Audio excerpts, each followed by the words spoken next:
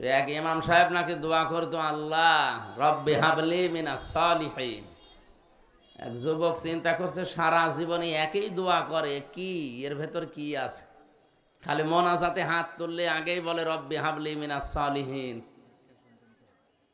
ডাক দিয়ে একদিন বলছে, হুজুর এ দোয়া তো সারা জীবন পড়ছেন, এ দোয়ার মানে কি? আমি জানি না। জানেন না মানে?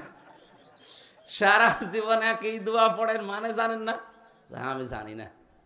এক আলেমের কাছে জিজ্ঞাসা করছে, আমার ইমাম সাহেব প্রতিদিন একই দোয়া পড়ে, এ দোয়ার মানে কি? ইমাম বলছে, এটা শুধু দোয়া না, এটা কোরআনের আয়াত। সূরা সাফফাতের ভেতরে ইব্রাহিম নবী এই দোয়াটা পড়েছিলেন আল্লাহর কাছে, রব্বি হাবলি মিনাস সালিহিন। হে আল্লাহ, তুমি আমাকে একটা নেককার সন্তান দান করো। যুবক মনে করছে মনে হয় ইমাম সাহেবের ছেলে মেয়ে নেই, বাড়িতে অনেক দূরে এসেছে আমাদের এলাকায়, মনে হয় ছেলে মেয়ে হয় না, খালি একই দোয়া পড়ে। ডাক দিয়ে বলছো, হুজুর আপনার ছেলে মেয়ে কয়টা? 11টা। 11টা মানে? আপনি কি দোয়া করেন? আপনার লজ্জা আছে?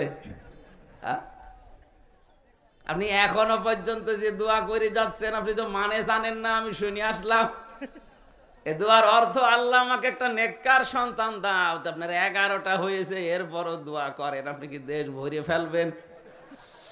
ইমাম সাহেব বলছে, বাবাজি এ দোয়ার মানে এই, আমি যদি আগে জানতাম তো 10 বছর আগে দোয়া বাদ দিতাম। আমি তো জানি না, আমি পড়িয়েই যাই, আল্লাহ দিয়েই যায়। তা আপনি